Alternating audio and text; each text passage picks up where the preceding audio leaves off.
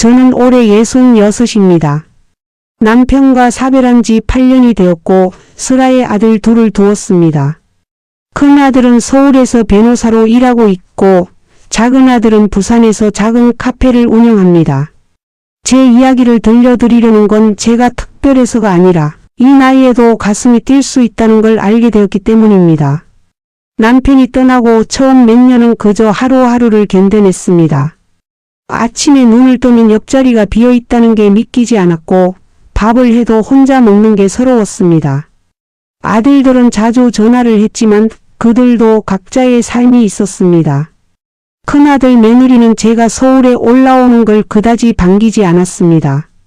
입으로는 어머니 오시라고 했지만 눈빛이 달랐습니다. 손주들과 놀아주려 해도 며느리는 아이들 교육에 방해된다며 은근히 제지했습니다. 작은 아들은 아직 결혼을 하지 않았습니다. 38의 나이에 카페나 하면서 연애는커녕 결혼 생각도 없어 보였습니다. 제가 중매를 서려 하면 엄마는 옛날 사람이라며 핀잔만 주었습니다. 그렇게 저는 점점 더 외로워졌고 삶의 의미를 잃어가고 있었습니다. 그러던 어느 날 동네 복지관에서 서예 강좌가 열린다는 소식을 들었습니다. 젊었을 때 붓글씨를 좋아했던 기억이 나서 등록을 했습니다. 첫 수업날 강의실에 들어서는데 한 남자분이 눈에 들어왔습니다. 칠순쯤 되어 보이는 그분은 단정한 옷차림에 온화한 미소를 띠고 있었습니다. 수업 중에 그분의 분놀림을 보는데 마음이 차분해지는 걸 느꼈습니다. 수업이 끝나고 그분이 먼저 말을 걸어왔습니다. 이름은 박민수라고 했습니다. 퇴직한 중학교 국어교사였고 부인과 사별한 지 5년이 되었다고 했습니다. 저희는 자연스럽게 복지관 앞 카페에서 차를 마시게 되었습니다. 그날 우리는 2시간 넘게 이야기를 나눴습니다. 살아온 이야기, 자식들 이야기, 혼자가 된 후의 외로움에 대해 이야기했습니다. 그 후로 서예 수업이 있는 날이 기다려졌습니다. 민수 씨와 저는 수업이 끝나면 늘 함께 차를 마시거나 공원을 산책했습니다. 그분은 제 이야기를 귀 기울여 들어주었고 저도 그분의 이야기에 공감했습니다. 우리는 서로의 상처를 이해했고 외로움을 나눴습니다. 석 달쯤 지났을 때 민수 씨가 조심스럽게 물었습니다. 같이 영화를 보러 가지 않겠냐고. 저는 순간 당황했습니다. 이게 데이트인가 싶었습니다. 하지만 거절할 이유가 없었습니다. 오히려 가슴이 두근거렸습니다. 이 나이에 이런 감정을 느낄 줄은 몰랐습니다. 우리는 토요일 오후에 만났습니다. 민수 씨는 깔끔하게 차려입고 나왔고 저도 오랜만에 화장을 했습니다. 영화를 보고 저녁을 먹으면서 우리는 더 가까워졌습니다. 손을 잡는 것도 자연스러웠습니다. 70평생을 살면서 이렇게 설레는 감정은 처음이었습니다. 하지만 문제는 곧 시작되었습니다. 어느 날 큰아들에게 전화가 왔습니다. 동네에 누가 봤다며 어머니가 남자랑 다닌다는 소문이 났다는 겁니다. 목소리가 차갑게 식어 있었습니다. 아버지 돌아가신 지 겨우 몇 년인데 그게 뭐 하는 짓이냐고 따졌습니다. 제가 설명하려 하자 며느리가 전화를 받더니 더 심한 말을 했습니다. 손주들 교육에도 안 좋고 동네에서 우리 집안이 뭐라고 하겠냐며 당장 그만두라고 했습니다. 작은 아들의 반응은 달랐지만 역시 걱정스러워했습니다. 엄마가 사기당하는 건 아닌지 그 남자가 재산을 노리는 건 아닌지 의심했습니다. 제가 아무리 그런 게 아니라고 해도 믿지 않았습니다. 오히려 나이 들어서 판단력이 흐려진 거 아니냐며 정신과 상담을 받아보라고 했습니다. 그날 밤 저는 많이 울었습니다. 평생을 자식들을 위해 살았는데 이제 제 행복을 찾으려 하니까 이런 취급을 받는 게 억울했습니다. 동시에 자식들의 체면을 생각하면 마음이 무거웠습니다. 과연 이 나이에 사랑을 해도 되는 건지 회의감이 들었습니다. 민수 씨에게도 비슷한 일이 일어났습니다. 그분의 딸이 찾아와 심한 말을 했다고 합니다. 돌아가신 어머니를 배신하는 거냐며 울고불고 난리를 쳤다고 했습니다. 사위까지 나서서 장인 어른이 정신을 차리라고 했답니다.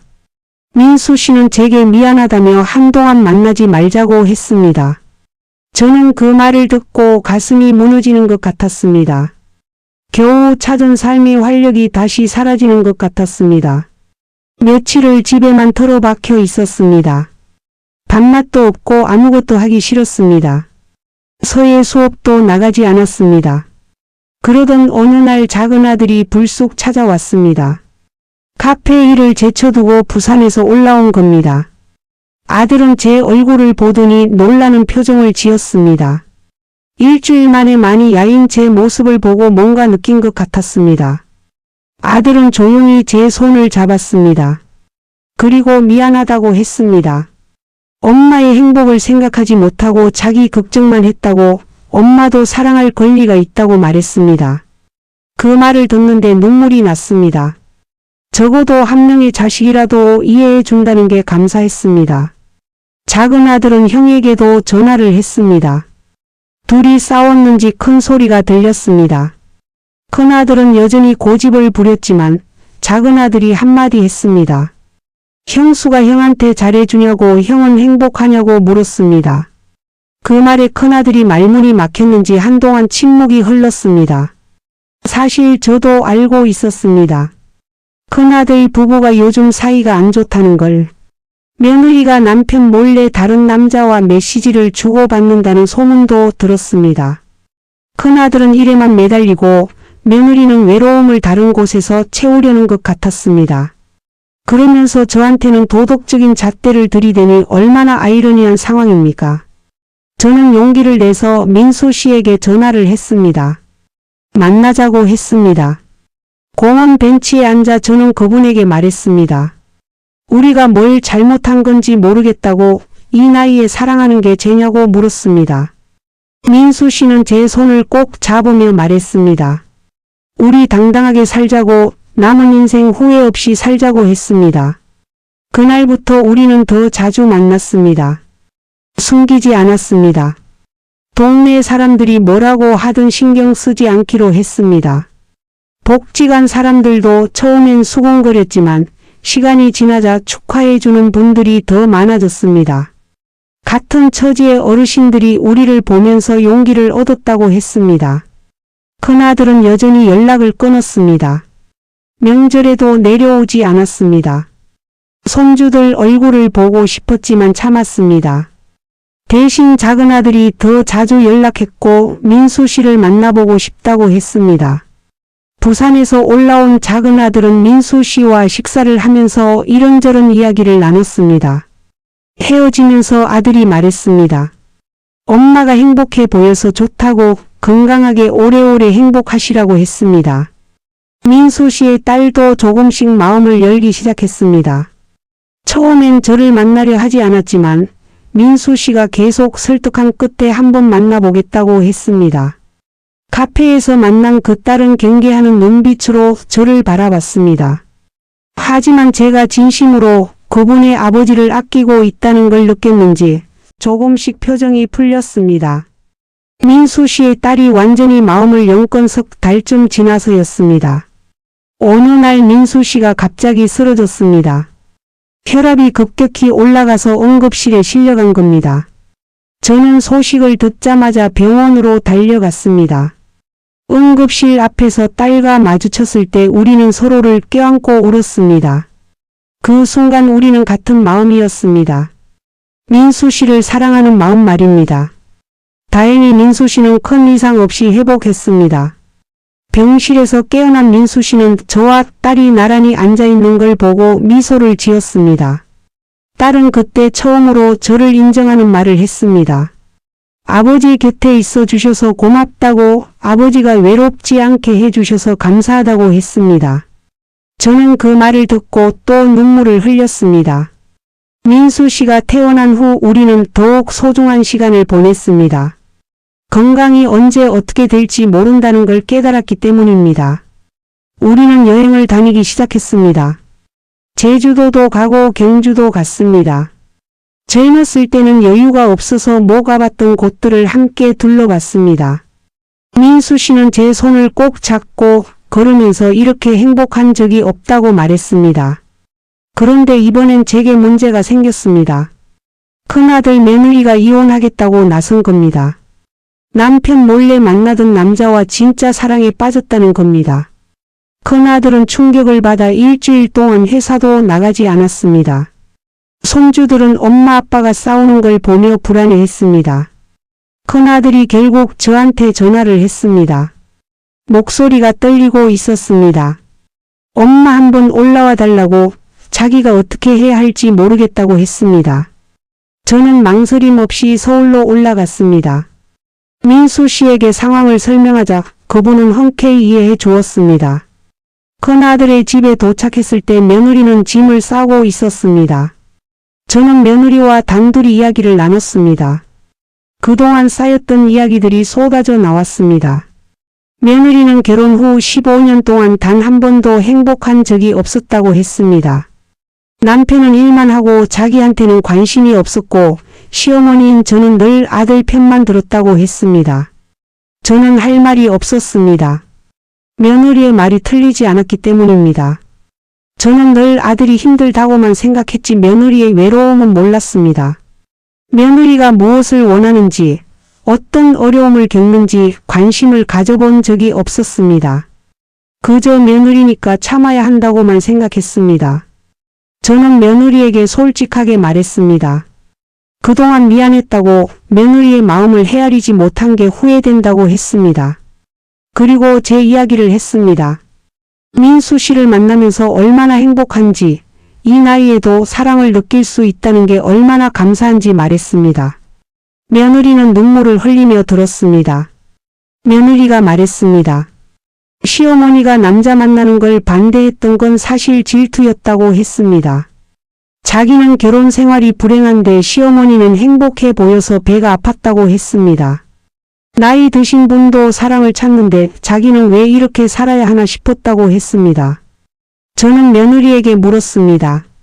정말 그 남자를 사랑하는 거냐고, 아니면 그냥 외로워서 잘못된 선택을 하는 거냐고 물었습니다. 며느리는 한참을 생각하다가 모르겠다고 했습니다. 그냥 자기를 알아봐주고 이야기를 들어주는 사람이 좋았다고 했습니다. 저는 큰아들도 따로 불러서 이야기했습니다. 아들은 처음엔 며느리만 탓했습니다. 자기는 가족을 위해 열심히 일했는데 배신당했다고 했습니다. 하지만 저는 아들에게 물었습니다. 마지막으로 며느리와 제대로 대화한 게 언제냐고, 며느리가 뭘 좋아하고 뭘 원하는지 아느냐고 물었습니다. 아들은 대답하지 못했습니다. 저는 말했습니다. 엄마가 아빠 돌아가신 후 얼마나 외로웠는지 아느냐고, 그때 내가 한 번이라도 진심으로 엄마 마음을 물어본 적이 있느냐고 따졌습니다. 오히려 엄마가 행복을 찾으려 하니까 체면 타령만 했다고 말했습니다. 아들은 그제야 눈물을 흘렸습니다. 자기가 며느리한테도 똑같이 했다는 걸 깨달은 겁니다. 일만 핑계대고 아내의 외로움은 외면했다는 걸 인정했습니다. 저는 아들에게 말했습니다. 지금이라도 늦지 않았으니 며느리와 진심으로 대화해보라고, 서로의 마음을 열고 이야기하라고 했습니다. 그날 밤 저는 큰아들 부부를 따로 남겨두고 나왔습니다. 둘이서 밤새 이야기를 나눴다고 합니다. 며느리는 만나던 남자와 정리했고 큰아들은 회사 일을 줄이기로 했습니다. 당장은 아니어도 천천히 관계를 회복해 보기로 했답니다. 일주일 후 큰아들이 저를 찾아왔습니다. 민수 씨도 함께 있었습니다.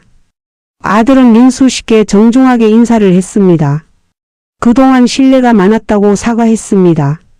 민수 씨는 웃으며 괜찮다고 했습니다. 우리는 함께 저녁을 먹었습니다. 아들은 민수 씨와 이런저런 이야기를 나누면서 조금씩 마음을 열었습니다. 그 후로 우리 가족은 조금씩 변했습니다.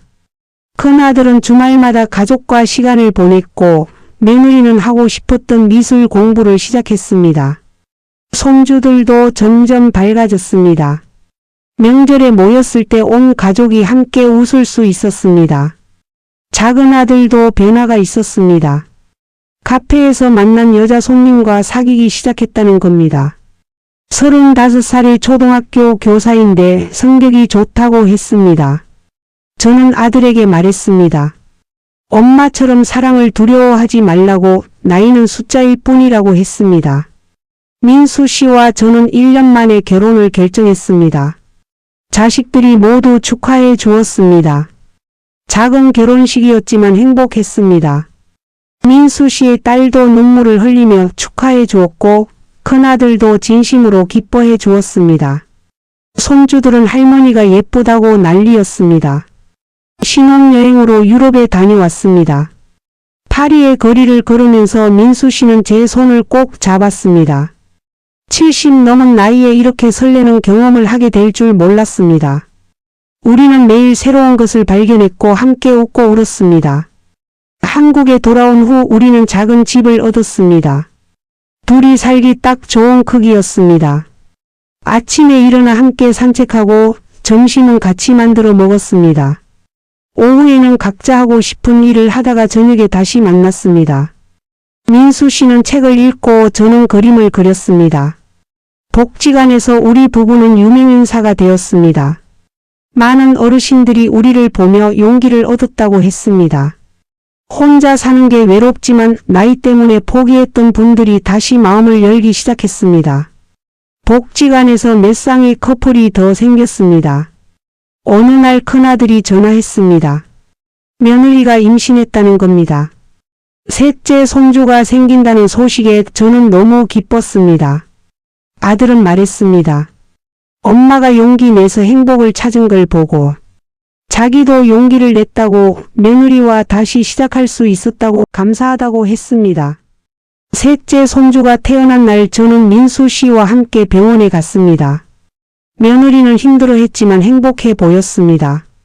큰아들은 아내 손을 꼭 잡고 있었고 두 아이는 동생을 보며 신기해했습니다. 민수 씨도 함께 기뻐해 주었습니다. 며느리가 민수 씨를 아버지라고 부르는 걸 들었을 때 가슴이 뭉클했습니다. 그런데 행복한 시간도 잠시 민수 씨의 건강이 다시 나빠졌습니다. 이번엔 심장에 문제가 생긴 겁니다.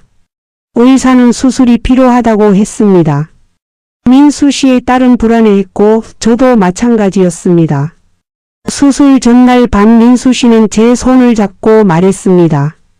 당신을 만나서 인생에서 가장 행복한 시간을 보냈다고 무슨 일이 있어도 후회는 없다고 했습니다.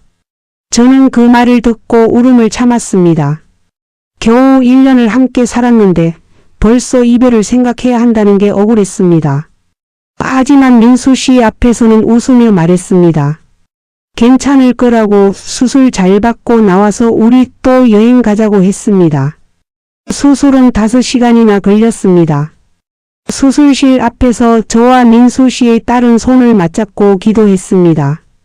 제 두 아들도 달려왔습니다. 작은 아들은 여자친구도 데려왔습니다. 우리는 모두 함께 민수 씨를 기다렸습니다.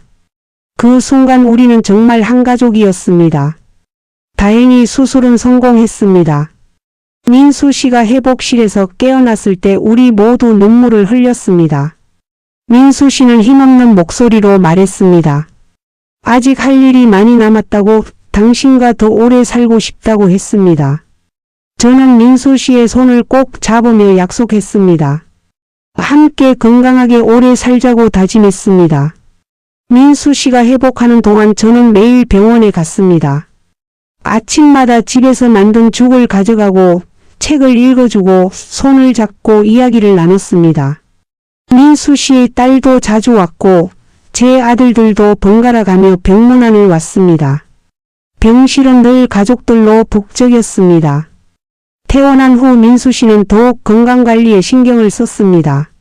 매일 아침 함께 운동을 하고 식단도 철저히 관리했습니다. 저도 함께 건강해졌습니다. 우리는 서로가 서로의 건강을 챙기며 살았습니다. 약 먹을 시간이면 서로 확인하고 무리하지 않도록 조심했습니다. 그러던 어느 날 복지관에서 연락이 왔습니다. 시니어 부부들을 위한 강연을 해달라는 겁니다. 우리의 이야기가 많은 어르신들에게 희망을 준다며 경험담을 나눠달라고 했습니다. 처음엔 부담스러웠지만 민수 씨가 해보자고 했습니다. 우리의 이야기가 누군가에게 도움이 된다면 좋지 않겠냐고 했습니다. 강연 당일 복지관 강당은 사람들로 가득 찼습니다. 대부분 저희와 비슷한 나이의 어르신들이었습니다. 혼자 사시는 분들, 배우자와 사별한 분들, 자식들과 갈등을 겪는 분들이 많았습니다. 저는 떨리는 목소리로 우리의 이야기를 시작했습니다. 처음 민수 씨를 만났을 때의 설렘, 자식들의 반대로 힘들었던 시간, 그래도 포기하지 않고 사랑을 지켜낸 이야기를 했습니다.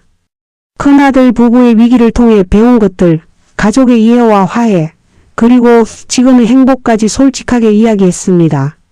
민수 씨도 자신의 경험을 나눴습니다. 강연이 끝나고 많은 분들이 다가왔습니다.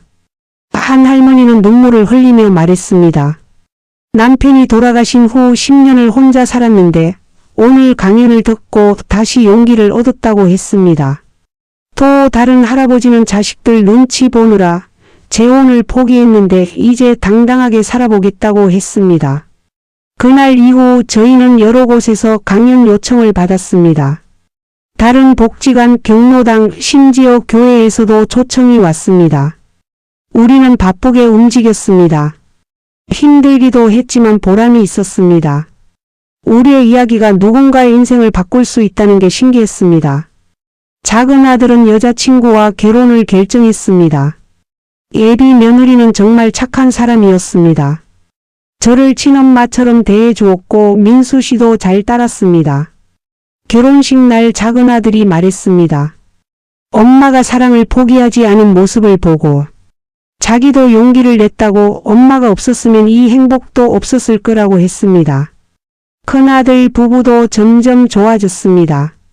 서로를 이해하려 노력했고 대화하는 시간도 늘렸습니다. 며느리는 미술 전시회까지 열었습니다.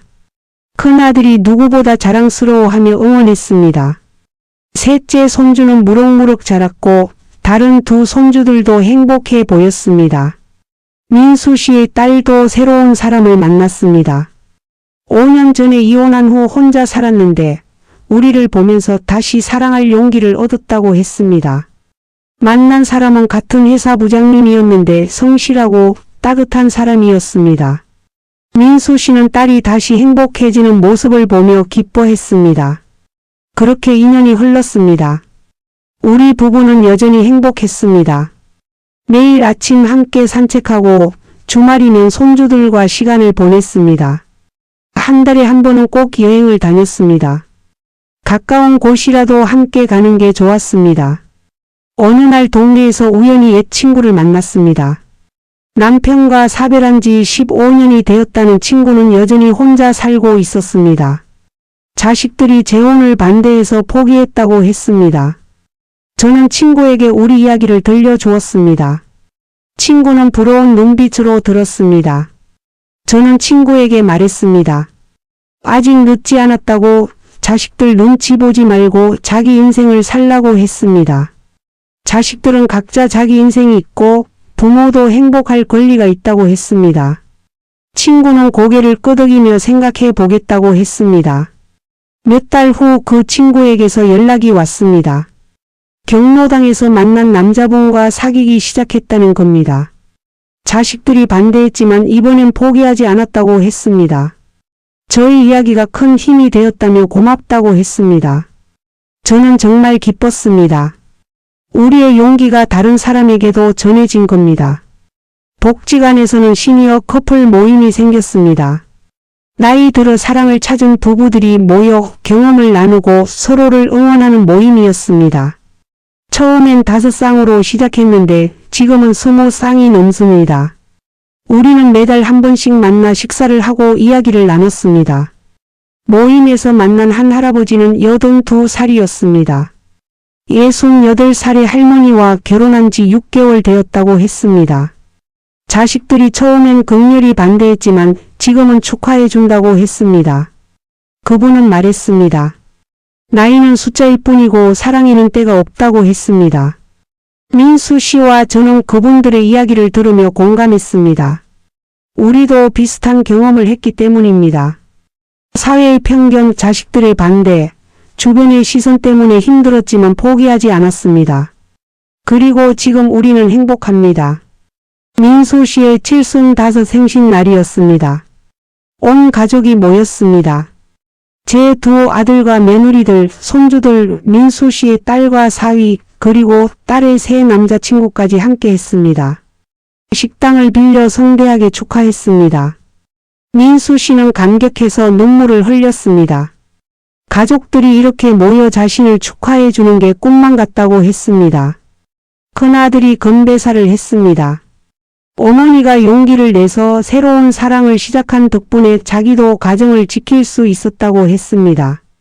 민수 씨 덕분에 가족의 의미를 다시 배웠다고 감사하다고 했습니다. 며느리도 고개를 끄덕이며 눈물을 닦았습니다. 그날 우리는 정말 하나가 된 느낌이었습니다. 하지만 행복한 시간은 오래가지 못했습니다. 제게 건강 문제가 생긴 겁니다. 정기검진에서 유방의 혹이 발견되었습니다. 조직 검사 결과를 기다리는 일주일이 정말 길었습니다. 민수 씨는 제 손을 꼭 잡고 괜찮을 거라고 위로했지만 저는 불안했습니다. 다행히 양성 종양이었습니다. 수술로 제거하면 문제없다고 했습니다.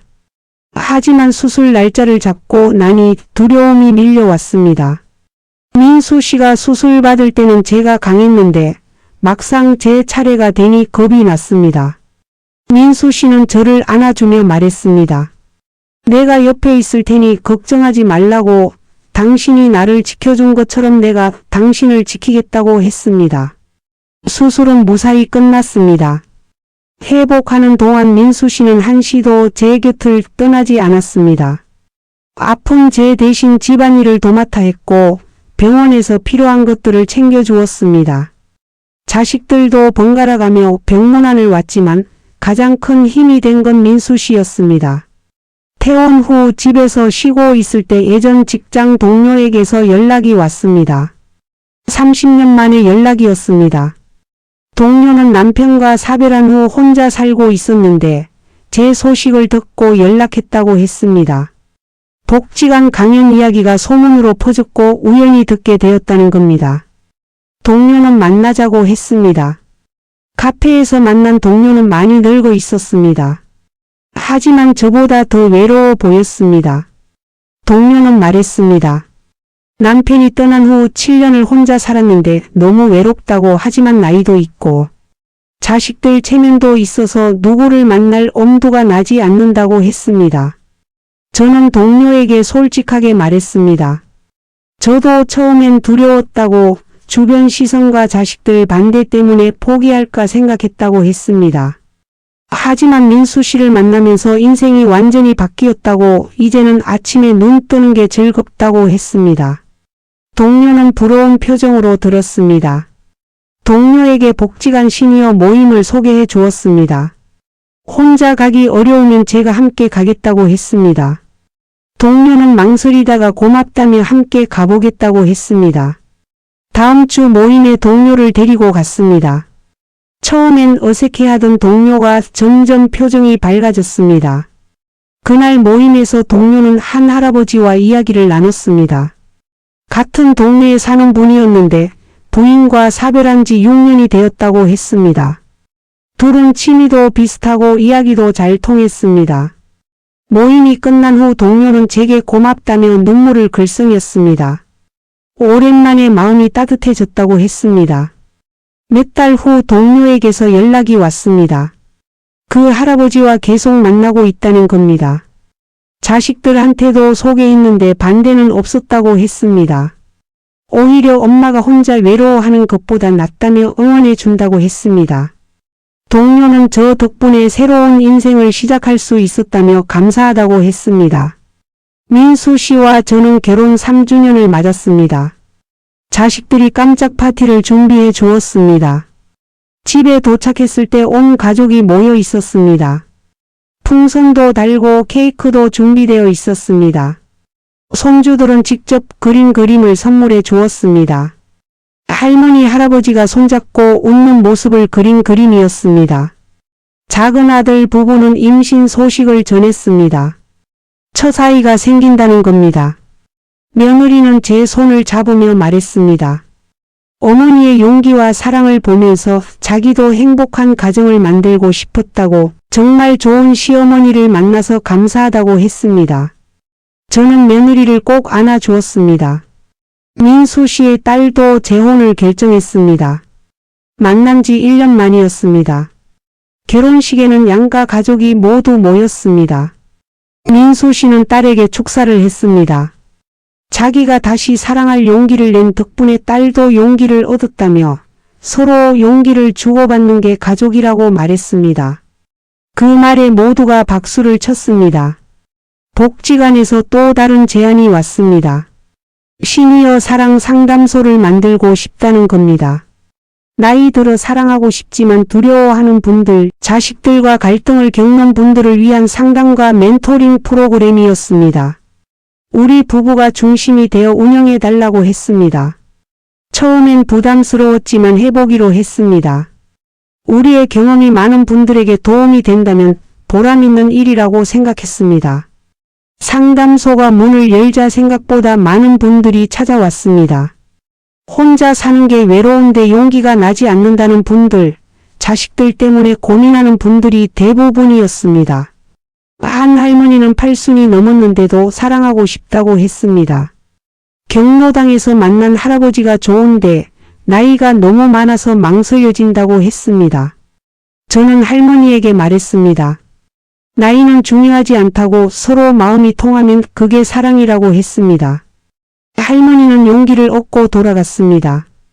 또 다른 할아버지는 자식들 반대로 재혼을 포기하려 한다고 했습니다. 만난 지 2년이나 된 여자친구가 있는데 자식들이 재산 문제를 들고 나와 반대한다는 겁니다. 저는 할아버지에게 자식들과 진심으로 대화해 보라고 조언했습니다. 재산보다 중요한 건 남은 인생의 행복이라고, 자식들도 결국 부모의 행복을 원할 거라고 말했습니다. 상담소를 운영하면서 정말 다양한 사연을 들었습니다. 어떤 분은 첫사랑을 50년 만에 다시 만났다고 했습니다. 어떤 분은 외국인과 사랑에 빠졌다고 했습니다. 또 어떤 분은 같은 성별의 사람을 사랑하게 되었다며 고민을 털어놨습니다. 모두 다른 사연이었지만 공통점이 있었습니다. 사랑하고 싶은데 두렵다는 것이었습니다. 저는 모든 분들에게 같은 말을 했습니다. 사랑에는 나이가 없다고, 남은 인생 후회 없이 살라고 했습니다. 주변 시선이나 자식들 눈치보다 자신의 행복이 중요하다고 말했습니다. 물론 가족과의 관계도 중요하지만 결국 자신의 인생은 자신이 책임져야 한다고 조언했습니다. 상담소를 찾았던 많은 분들이 용기를 내서 새로운 사랑을 시작했습니다. 그분들이 행복해하는 모습을 볼 때마다 뿌듯했습니다. 우리의 작은 용기가 이렇게 많은 사람들에게 희망을 줄 수 있다는 게 신기했습니다. 민수 씨는 건강도 많이 좋아졌습니다. 꾸준히 운동하고 식단 관리를 한 덕분이었습니다. 의사도 놀라워하며 모범 환자라고 칭찬했습니다. 저도 수술 후 완전히 회복했습니다. 우리는 다시 활기찬 생활을 시작했습니다. 어느 날 텔레비전 방송국에서 연락이 왔습니다. 시니어 사랑 이야기를 다큐멘터리로 만들고 싶다는 겁니다. 우리 부부의 이야기와 상담소 활동을 촬영하고 싶다고 했습니다. 민수 씨와 상의한 끝에 출연하기로 했습니다. 우리 이야기가 더 많은 분들에게 전해진다면 의미 있는 일이라고 생각했습니다. 촬영은 3달 동안 진행되었습니다. 우리의 일상, 가족들과의 모습, 상담소 활동 등을 카메라에 담았습니다. 처음엔 어색했지만 점점 익숙해졌습니다.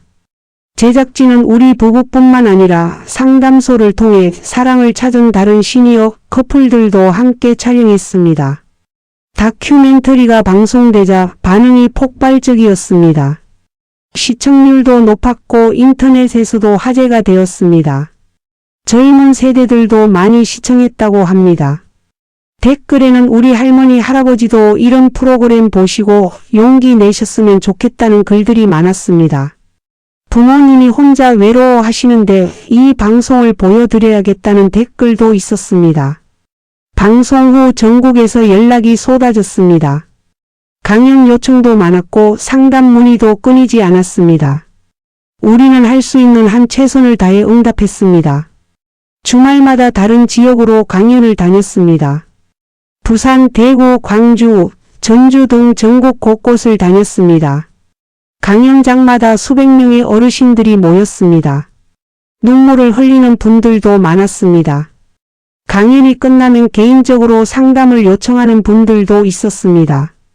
50년을 참고 산 결혼 생활이 너무 힘들다는 할머니, 아내를 잃고 15년을 혼자 살았는데 너무 외롭다는 할아버지, 자식들 때문에 사랑을 포기하려는 분들의 이야기를 들었습니다. 저는 그분들에게 제 경험을 나눴습니다. 저도 처음엔 두려웠다고, 자식들 반대와 주변 시선 때문에 힘들었다고 솔직하게 말했습니다. 하지만 용기를 내서 정말 다행이라고, 지금이 인생에서 가장 행복한 시간이라고 말했습니다. 민수 씨도 자신의 이야기를 나누며 사랑에는 나이가 없다고 강조했습니다.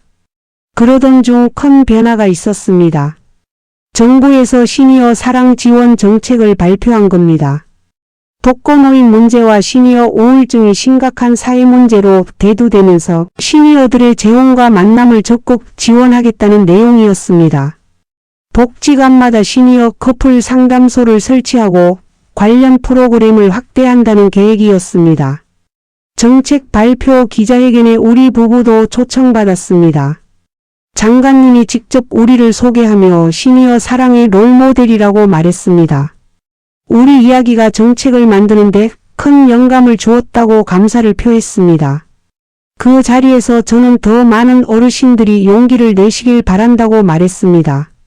정책이 시행되면서 실제로 많은 변화가 일어났습니다. 복지관마다 시니어 만남 프로그램이 생겼고 참여하는 어르신들이 늘어났습니다. 재혼하는 시니어 커플도 증가했습니다. 무엇보다 사회적 인식이 바뀌었습니다. 나이 들어서도 사랑할 수 있다는 게 자연스러운 일로 받아들여지기 시작했습니다. 작은 아들에게 손주가 태어났습니다. 예쁜 손녀였습니다. 며느리는 출산 후 회복하면서 제게 말했습니다.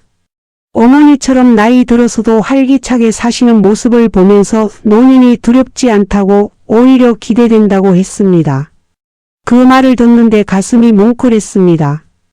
큰아들 부부는 완전히 회복했습니다. 이제는 서로를 존중하고 배려하는 모습이 역력했습니다. 며느리의 미술 전시회 큰아들이 누구보다 열심히 응원했고 며느리도 남편의 일을 이해하고 지지했습니다.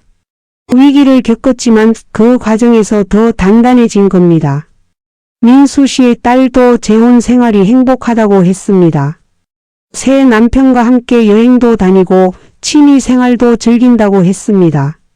전 남편과의 사이에서 낳은 아이도 새아빠를 잘 따른다고 했습니다.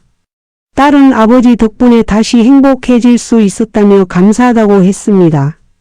복지관 시니어 모임은 이제 100쌍이 넘는 커플들이 참여하고 있습니다. 매달 모임을 할 때마다 새로운 얼굴들이 보입니다. 처음 왔을 때는 어색하고 불안해하던 분들이 몇 달 후엔 행복한 미소를 짓고 있습니다. 그 변화를 지켜보는 게 저희에게는 큰 기쁨입니다. 최근엔 책을 출판하자는 제안도 받았습니다. 우리의 이야기와 상담소에서 만난 여러 사연들을 엮어 책으로 내자는 겁니다. 민수 씨와 상의한 끝에 출판하기로 했습니다. 책 제목은 사랑에는 나이가 없습니다로 정했습니다. 책을 쓰는 과정이 쉽지는 않았습니다. 기억을 되살리고 감정을 정리하는 일이 때로는 힘들었습니다. 하지만 민수 씨와 함께 과거를 돌아보며 우리가 얼마나 많은 것들을 극복했는지 새삼 느꼈습니다. 자식들의 반대, 사회의 편견, 건강 문제까지 모든 것을 이겨냈습니다. 책이 출간되자 베스트셀러가 되었습니다. 서점마다 우리 책이 진열되어 있는 걸 보니 신기했습니다. 독자들의 편지도 많이 받았습니다. 책을 읽고 용기를 얻었다는 내용, 부모님께 책을 선물했더니 달라지셨다는 이야기들이었습니다. 한 독자는 이런 편지를 보냈습니다. 어머니가 10년 넘게 혼자 사셨는데 너무 외로워하셔서 걱정했다고. 그런데 이 책을 읽으시고 용기를 내서 경로당 프로그램에 참여하기 시작하셨다고 했습니다. 최근엔 좋은 분을 만나셔서 얼굴에 웃음이 돌아오셨다며 감사하다는 내용이었습니다. 이제 저는 68이 되었고 민수 씨는 67입니다. 결혼한 지 5년이 되었습니다.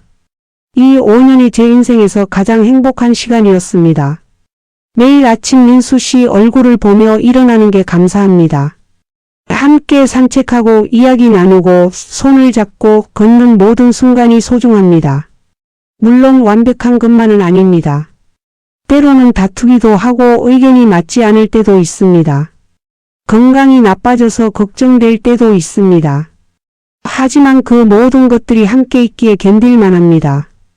혼자였다면 훨씬 더 힘들었을 겁니다. 요즘 저희는 새로운 계획을 세우고 있습니다. 시니어 사랑 캠페인을 전국적으로 확대하는 겁니다. 아직도 많은 어르신들이 외로움 속에서 살고 계십니다. 사랑하고 싶지만 용기가 나지 않는 분들이 많습니다. 우리의 경험과 이야기가 그분들에게 조금이라도 도움이 되었으면 합니다. 민수 씨가 자주 하는 말이 있습니다. 당신을 만나서 인생이 2배로 길어진 것 같다고 합니다. 저도 같은 마음입니다. 남편을 떠나보낸 후 삶의 의미를 잃었던 제가 민수 씨를 만나면서 다시 살아났습니다. 아침이 기다려지고 내일이 기대되는 삶을 살게 되었습니다. 지난주에는 온 가족이 모여 저희 결혼 5주년을 축하해 주었습니다. 자식들, 손주들, 민수 씨의 딸 가족까지 모두 모였습니다. 큰 손주가 질문했습니다. 할머니 나이에도 사랑할 수 있어요? 저는 손주의 손을 잡고 말했습니다. 사랑에는 나이가 없단다. 할머니도 지금 너무 행복하단다. 지금 이 순간 저는 창가에 앉아 이 글을 쓰고 있습니다. 옆에서는 민수 씨가 책을 읽고 계십니다. 가끔 제 쪽을 바라보며 미소를 짓습니다. 그 미소를 볼 때마다 가슴이 따뜻해집니다. 이게 사랑이구나 싶습니다. 여러분께 전하고 싶은 말이 있습니다. 나이는 정말 숫자일 뿐입니다. 50이든 60이든 70이든 80이든 사랑할 수 있습니다. 주변 시선이나 자식들 눈치 때문에 포기하지 마세요. 물론 가족과의 관계도 중요합니다. 하지만 자신의 행복도 그만큼 중요합니다. 외롭다면 용기를 내세요. 복지관이든 경로당이든 어디든 나가보세요. 새로운 사람들을 만나보세요. 혹시 알아요? 그곳에서 인생의 동반자를 만날 수도 있습니다. 설령 만나지 못하더라도 외롭지는 않을 겁니다. 함께 이야기 나눌 친구들이 생길 테니까요. 저는 이제 알았습니다. 인생은 끝날 때까지 끝난 게 아니라는 걸. 70이 넘어서도 새로운 시작을 할 수 있다는 걸. 사랑은 젊은이들만의 특권이 아니라는 걸. 우리 시니어들도 충분히 사랑하고 행복할 자격이 있다는 걸 깨달았습니다. 민수 씨가 제 손을 잡습니다. 산책 가자고 합니다. 저는 미소를 지으며 일어섭니다. 오늘도 우리는 손을 잡고 공원을 걷겠지요. 다른 커플들처럼 이야기하고 웃으면서요. 그리고 내일도 모레도 계속 이렇게 행복하게 살 겁니다. 함께 있는 모든 순간이 선물이니까요.